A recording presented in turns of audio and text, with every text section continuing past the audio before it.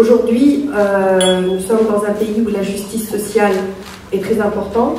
C'est un secteur qui, par excellence, a réussi le partenariat public-privé, même si on observe plusieurs difficultés. Mais il faut rajouter un autre aspect, qui est le partenariat avec la société civile et les communautés locales. Tout ce qui est responsabilité sociétale dans le secteur de l'énergie est déjà relativement développé, mais nous observons que pour toutes les industries extractives, il y a un appétit au niveau législatif et institutionnel de regarder à harmoniser, à avoir des standards qui pourraient nous aider avec une des difficultés que vous avez soulevées, à savoir les difficultés rencontrées lors de la mise en œuvre de nouveaux projets concernant les communautés locales, l'accès à la terre, mais aussi l'accès au travail, l'accès au développement local. Je dirais que ces aspects-là, combinés à l'aspect demande sociale des employés du secteur, consomment à peu près 50% de mon temps. C'est la grande surprise pour moi dans ce nouveau job, c'est que cet aspect partenariat avec les communautés locales et l'aspect social, les demandes ou les espérances des employés sont vraiment très importants. Le deuxième point, qui est en quelque sorte lié, c'est l'aspect pour lequel mon ministère ne peut pas aider directement dans la lutte contre le terrorisme, mais il peut aider directement dans la lutte contre la corruption. Comme vous savez, ça, c'est les deux priorités pour le gouvernement dans le document de Carthage, et parce que les Tunisiens aussi l'exigent. Il y a une perception, comme vous l'avez dit, que les secteurs extractifs et les secteurs dans lesquels nous travaillons, qui sont très capitalistiques, sont sujets à beaucoup de corruption.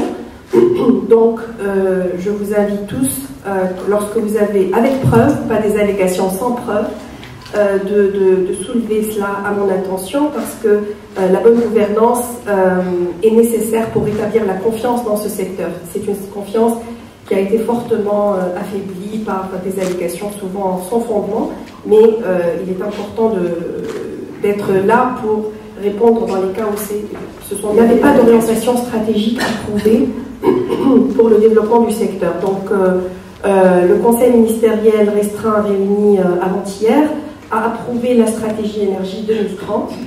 Qu'est-ce que cela veut dire? Je vais vous détailler les actions ou les axes stratégiques qui ont été approuvés. Cela veut dire que nous allons entamer beaucoup de travail. L'approbation de la stratégie n'est pas une fin, c'est un début.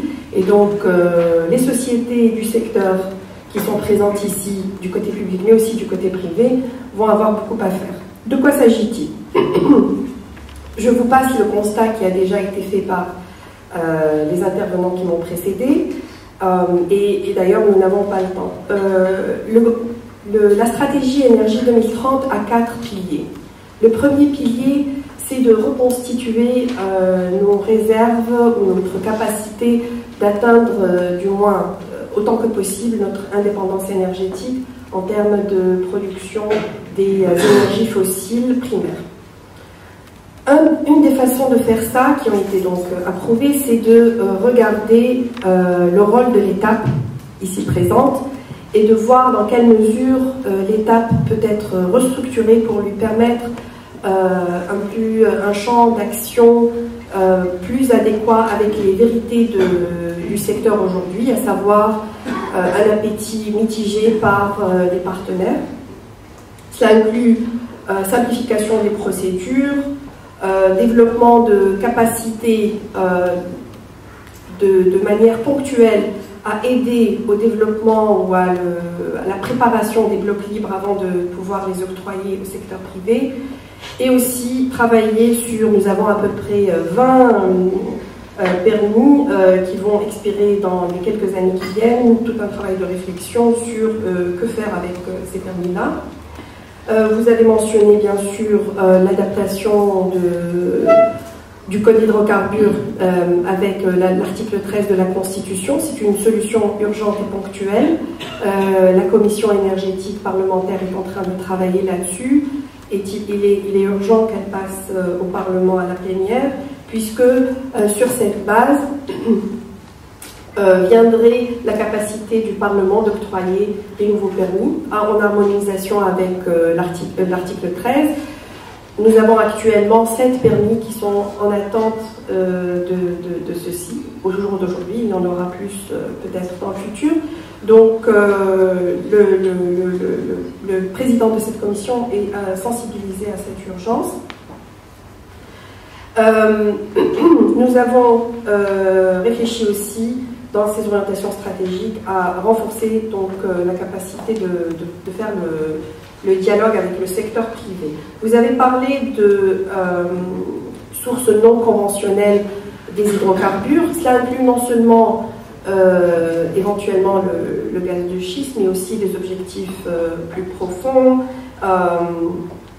Pour tout ce qui est non conventionnel, il y a une étude stratégique environnementale qui a été enfin presque lancée. Ça fait 3 ans que le processus d'acquisition du bureau d'études qui va la faire était en cours. Donc le ministère de l'Environnement et des communautés locales va piloter ça, nous l'appuyons comme ministère de l'Énergie. C'est très important que ce soit finalisé dans les 13 à 18 mois à venir, puisque toute possibilité pour la Tunisie de considérer sérieusement de faire à grande échelle ce genre de recherche et de développement requiert d'abord un travail sérieux sur les impacts environnementaux et sociaux de cette ressource.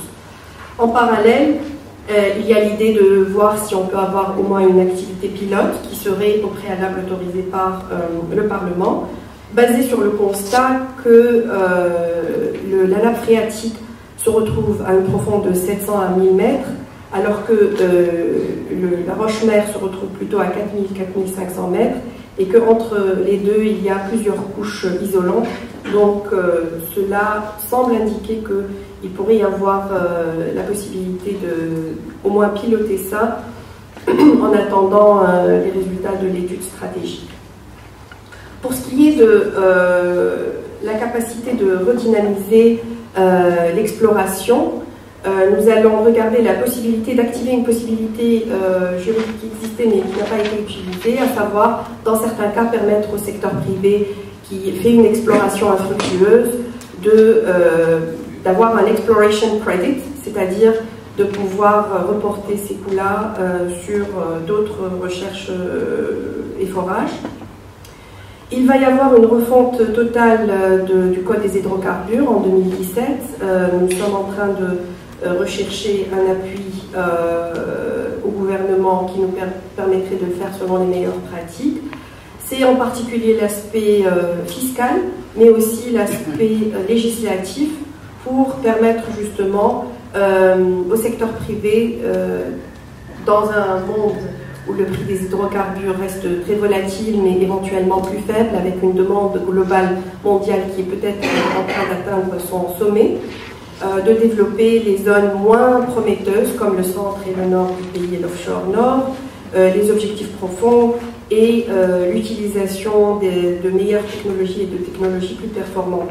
Donc nous organiserons, enfin la stratégie approuve la mise en œuvre d'une commission conjointe entre le ministère de l'Énergie et le ministère des Finances pour mener cette réflexion. Concernant notre approvisionnement en gaz naturel, actuellement plus dépendant de l'Algérie que les indicateurs mentionnés par le représentant de Energy Clark l'indiquent. Donc le partenariat avec l'Algérie est un partenariat exemplaire sur lequel la Tunisie compte beaucoup et dans le cadre duquel un travail, une task force a été mise en œuvre. Enfin, j'ai mis en œuvre une task force pour travailler sur le futur de la concession qui expire en 2019 entre l'Algérie, la Tunisie et l'Italie. Sonatrach et Eni sont les partenaires en l'occurrence, sur les pipelines, les gazoducs qui traversent le pays. C'est une infrastructure partagée et qui est stratégiquement importante pour la Tunisie, qui devra, dans son futur contractuel, que nous espérons profitable pour le pays, prendre en compte les réalités des développements importants des infrastructures de LNG au niveau de l'Algérie, et aussi la vérité des nouveaux contrats gaziers entre l'Algérie et l'Europe. Par ailleurs, Et dans ce cadre, nous allons discuter de ce sujet dans les réunions régulières entre la Tunisie et l'Algérie pour le secteur énergie, mais aussi le chef du gouvernement, quand il a été en Algérie, a autorisé la création d'un travail qui va avoir lieu au niveau de tous les secteurs. Nous y serons.